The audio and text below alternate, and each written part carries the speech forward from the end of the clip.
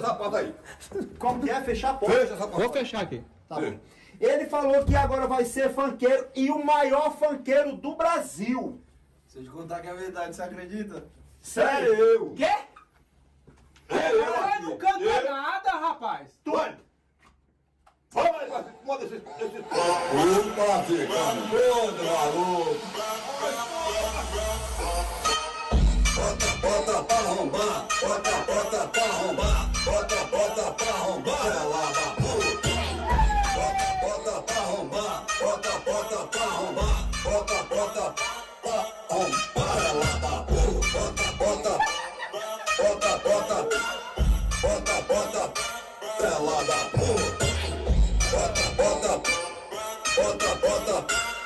Bota, ela da puta. Desce sua pinguinha. Sobe, vem na minha. Desce sua pinguinha. Sobe, vem na minha. O Tiringa quando chega, bota pra lascar.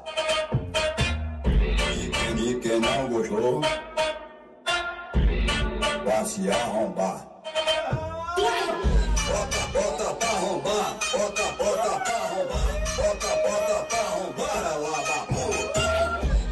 Bota pra arrombar, bota pra arrombar, bota pra arrombar, ela da puta. Bota, ela da puta.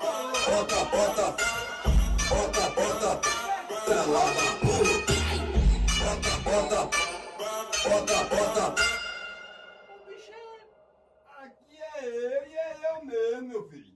É eu e não tem conversa mal, não. Você acha que alguém vai ouvir essa música aí? Hã? Você acha que vai dar bom? E você tá ouvindo, não? E eu gostei. Hã? Eu gostei. Eu não vou falar que tem um ritmo bom, mas só tem um ritmo, porque música, voz, como que fala? Letra não tem. Quer saber de uma coisa? Ah. Solta isso aí na internet. Se der bom, a gente faz o clipe amanhã. Oxi! Vamos fazer o clipe? Não, mas eu certeza, mas isso aí vai bombar, caralho. Isso aí vai bombar. Como que é? Isso aí, tem uma certeza, isso aí vai bombar, caralho. E é pra o povo fazer o que? É pra gostar? É pra gostar, e quem não gostar vai se arrombar. Tá bom?